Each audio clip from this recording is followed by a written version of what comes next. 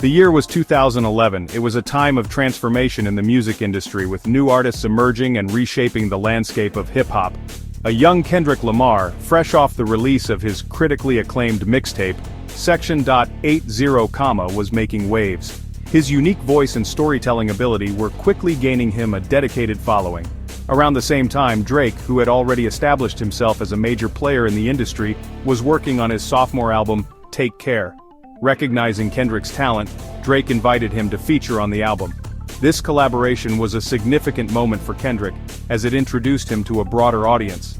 The track, Buried Alive Interlude, showcased Kendrick's raw talent and introspective lyricism, leaving a lasting impression on listeners. It was clear that Kendrick was not just another rapper, he was a storyteller with a unique perspective.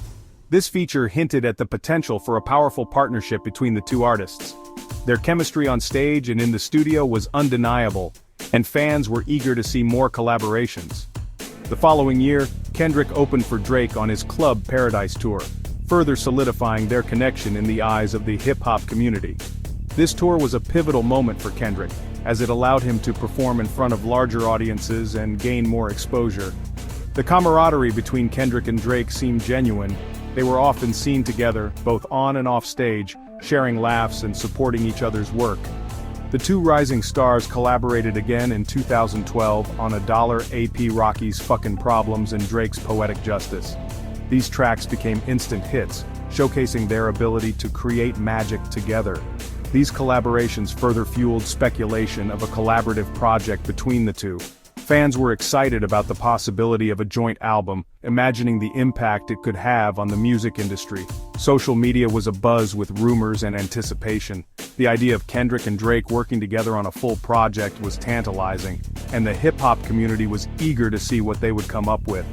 Little did anyone know that beneath the surface of this budding brotherhood, a simmering tension was about to boil over. Despite their public camaraderie, there were underlying issues that would soon come to light. The seeds of rivalry were sown, and it was only a matter of time before they would sprout. The competitive nature of the industry and their individual ambitions created a complex dynamic between the two artists. As their careers continued to rise, so did the tension.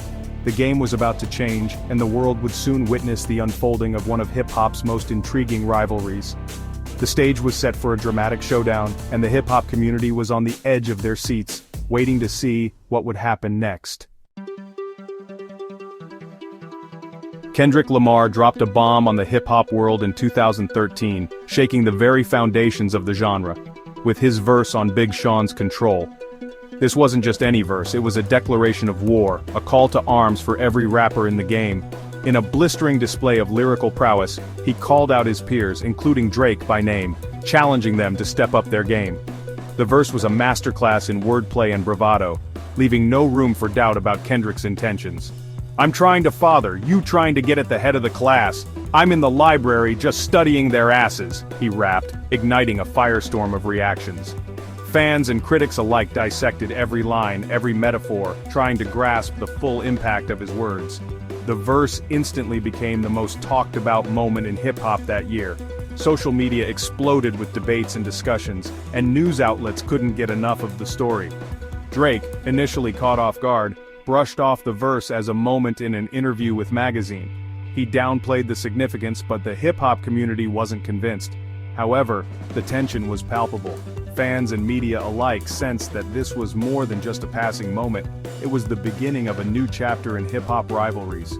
Kendrick followed up his Control verse with a scorching cypher performance at the 2013 BET Hip Hop Awards, delivering lines that were as fiery as they were unforgettable, further cementing his position as a lyrical force to be reckoned with.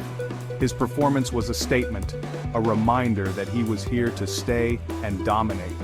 The rivalry, though still in its infancy, was officially on. The hip-hop world watched with bated breath, eager to see what would happen next in this unfolding drama.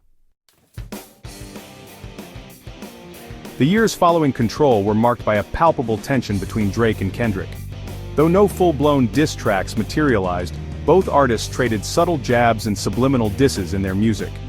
Drake, known for his emotionally charged lyrics and melodic flows, seemed to address the situation with veiled references on tracks like Used To and 4 p.m. in Calabasas.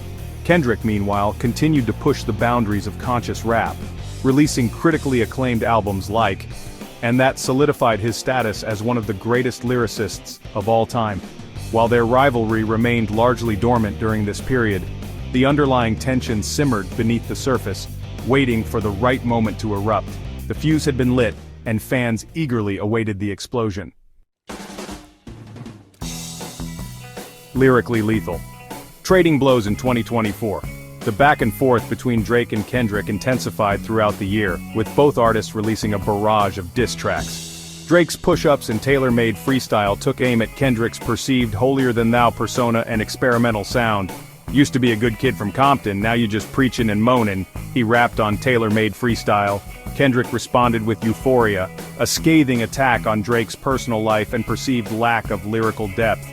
The feud reached a fever pitch with the release of 16 in LA and Not Like Us, two more Kendrick tracks that dissected Drake's insecurities and artistic choices with surgical precision. After Drake published Family Therapist, Kendrick released Meet the Grams just 20 minutes later, a song that violated every aspect of Drake's family. As the feud escalated, it spilled over from the recording booth to the courtroom. What started as a lyrical battle between two of hip-hop's biggest stars soon turned into a legal showdown that captivated the entire music industry. In January 2025, Drake filed a lawsuit against Universal Music Group, alleging that the label had defamed him and incited violence against him by promoting Kendrick's diss tracks. This was not just a simple legal dispute. It was a clash of titans, with Drake accusing one of the most powerful entities in the music world of malicious intent. The lawsuit, which sought millions of dollars in damages, sent shockwaves through the music industry. Industry professionals were left in disbelief, and the media had a field day, with headlines speculating on the potential fallout.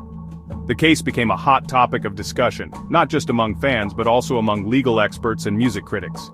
Meanwhile, Kendrick's Not Like Us topped the Billboard Hot 100, becoming his biggest commercial success to date. The song's aggressive lyrics and catchy beat resonated with fans, propelling it to the top of the charts. Kendrick's performance at various concerts only added fuel to the fire, as fans celebrated his apparent victory in the feud. The song's popularity was fueled in part by the controversy surrounding the feud, demonstrating the power of a well-publicized rivalry to drive sales and streams. Social media was abuzz with posts dissecting every line of the diss tracks, and streaming numbers soared as fans chose sides and streamed their favorite artists' music in support. The legal battle, however, threatened to overshadow the artistic merit of the music, raising questions about the limits of free speech and the role of record labels in fueling feuds for profit. As the courtroom drama unfolded, it became clear that this was more than just a personal vendetta. It was a pivotal moment that could redefine the relationship between artists and their labels, and the ethical boundaries of the music industry. On Valentine's Day 2025, Drake dropped his highly anticipated album. The album, a collaboration with producer Party Next Door, showcased a more introspective and vulnerable side of Drake, but it wasn't without its share of jabs at Kendrick. On the track Brian Steele, Drake rapped about the irony of Kendrick's Grammy win coming amidst a legal battle fueled by his music. However, also contained hints of reconciliation. On Gimme a Hug, Drake seemed to downplay the significance of the feud, rapping, "Life's too short for all this back and forth, let's just give each other a hug and move on." The album's mixed messages left fans and critics alike wondering about the true state of the Drake and Kendrick feud.